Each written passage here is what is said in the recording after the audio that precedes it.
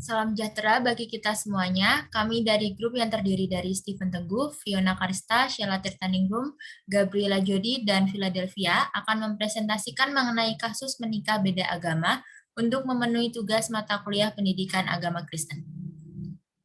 Next. Berikut ini merupakan outline yang akan kami bahas. Yang pertama adalah pentingnya masalah sosial mengenai menikah beda agama dan apa sih pentingnya dari permasalahan tersebut. Kemudian kami akan membahas tentang dampak dari permasalahan tersebut secara umum. Dan selain itu, terdapat beberapa contoh kasus nyata dari kasus menikah beda agama, akar penyebabnya, dan refleksi dari sisi nilai-nilai dari masing-masing agama dan bagaimana patutnya masalah itu dihadapi. Dan yang terakhir adalah aksi nyata dan solusi dari permasalahan ini. Next. Oke, yang pertama adalah pentingnya kita membahas tentang pernikahan beda agama. Di Indonesia telah marak terjadi kasus pernikahan beda agama, dan pernikahan beda agama yang marak terjadi beberapa tahun terakhir ini dikarenakan adanya pemikiran bahwa agama dan pernikahan merupakan urusan pribadi, dan pemerintah tidak berhak untuk mengatur. Dan yang kedua, adanya konflik pandangan di masyarakat, di mana ada yang berpendapat bahwa menikah beda agama itu diperbolehkan, dan ada yang beranggapan bahwa menikah haruslah dengan orang yang seiman. Karena adanya perbedaan pandangan ini menimbulkan konflik bagi pasangan dan juga merupakan beban mental agar salah satu dari pihak pasangan tersebut memaksakan pasangannya untuk berpindah agama. Dan yang terakhir adalah seringkali pasangan yang berbeda agama, meskipun dianjurkan untuk tidak menikah secara beda agama, namun tetap memaksakan untuk tetap menikah. Next.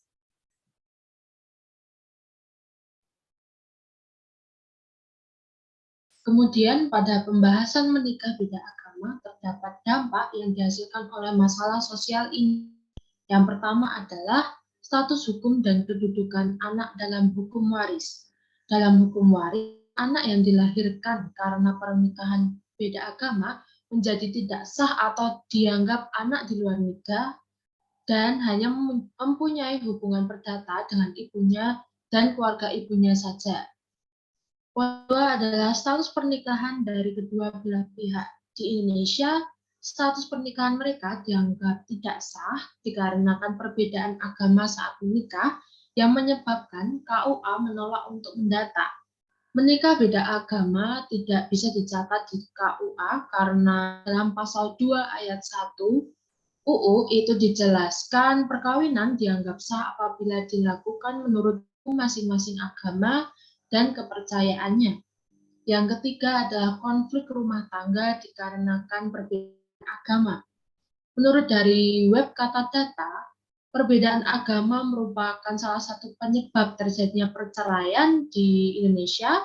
Dari total perceraian ada 1.108 kasus disebabkan karena perbedaan agama atau perpindahan agama mengikuti pasangan mereka. Pasangan yang menikah berbeda keyakinan awalnya hanya didasari rasa cinta, lama-lama seiring bertambahnya usia pasti merasakan perbedaan. Karena pada usia yang semakin dewasa tentunya akan mengarah pada pemikiran tentang kebahagiaan yang kekal yang tidak hanya didasari oleh cinta, tetapi juga didasari dengan rasa iman yang membimbing pasangan untuk lebih taat kepada pencipta dan mencapai kebahagiaan yang kekal. Dan terakhir, berpengaruh kepada mental anak dan bagaimana menjaga hubungan baik antara anak dan orang tua mengenai pernikahan beda agama. Karena secara tidak langsung telah menjadi suatu kompetisi bagi kedua orang tua demi mempengaruhi agama mana yang akan dianut oleh anak mereka dan mengakibatkan anak menjadi terbebani mentalnya dalam memilih atau menganut agama yang akan dianut. Seperti beberapa contoh kasus yang terjadi di Indonesia, terjadi pernikahan di Semarang antara penganut agama Islam dan Katolik, di mana kedua belah pihak mempelai pria dan perempuan melakukan prosesi pemberkatan pernikahan di gereja dan dilanjutkan dengan akad nikah pada siang harinya. Dan tak tertinggal yang baru saja, ini melangsungkan pernikahan yaitu staf khusus presiden, di mana pernikahan yang berlangsung juga antara penganut agama Islam dan Katolik. Karena staf khusus presiden dikenal oleh kalangan masyarakat, maka timbullah berbagai polemik dan kajian untuk pernikahan beda agama ini, yang tentunya saja tidak di hadapan negara karena telah diatur oleh konstitusi. Lalu setelah mengetahui tentang kasus pernikahan beda agama, terdapat pula akar penyebab dan terjadinya pernikahan beda agama sebagai berikut. Bisa di-next? Ya.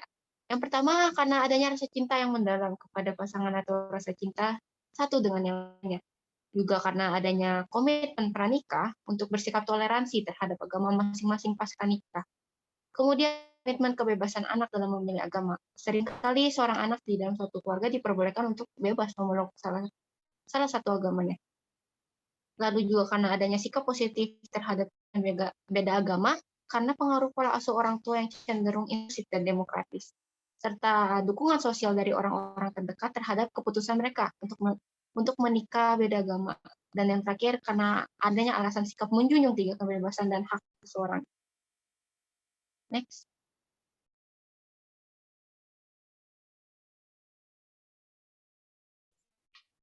Kemudian adanya beberapa pandangan mengenai menikah beda agama. Pandangan yang pertama adalah dari agama Kristen atau Katolik. Jadi menurut PGI dan GKI menyepakati bahwa orang Kristen boleh menikah dengan non-Kristen dengan syarat harus menikah di gereja dan anaknya harus dididik menurut ajaran agama Kristen. Kemudian poin kedua adalah pernikahan merupakan perintah Allah dan merupakan sakramen kudus yang dilakukan di gereja. Kemudian gereja berkewajiban meneguhkan dan memberkati suatu pernikahan yang ada. Kemudian pandangan kedua adalah pandangan dari agama Islam, di mana agama Islam melarang pernikahan berbeda agama. Dalam Al-Quran Surah Al-Baqarah ayat 221 disebutkan, dan janganlah kamu menikahi wanita-wanita musyrik sebelum mereka beriman. Kemudian terdapat pandangan yang ketiga, yaitu pandangan dari agama Buddha yang mengatakan bahwa agama Buddha tidak melarang adanya pernikahan beda agama. Dan di dalam ajaran Buddha sendiri juga mengatakan untuk saling memahami dan bisa menerima perbedaan, dan tidak memaksakan kepentingan pribadi di atas keluarga yang majemuk. Serta di dalam agama Buddha sendiri, menikah adalah menyatukan persamaan dan menerima perbedaan yang ada di masing-masing pasangan memutuskan untuk menikah dengan partner yang berbeda agama. Kemudian ada pandangan yang keempat dari pandangan negara tersendiri, berdasarkan dari Undang-Undang Perkawinan Nomor 1 Tahun 1974. Pada pasal 2 ayat yang pertama, berbunyi perkawinan adalah sah apabila dilakukan menurut hukum masing-masing agama dan kepercayaannya yang mereka anut.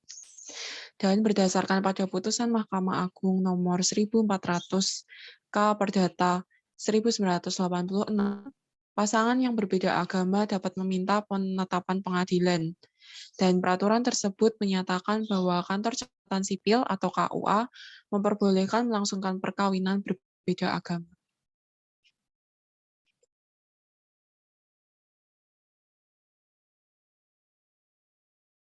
Oke, selanjutnya solusi. Dalam menanggapi pernikahan beda agama ini, ada beberapa solusi yang kelompok kami tawarkan untuk menangani permasalahan tersebut.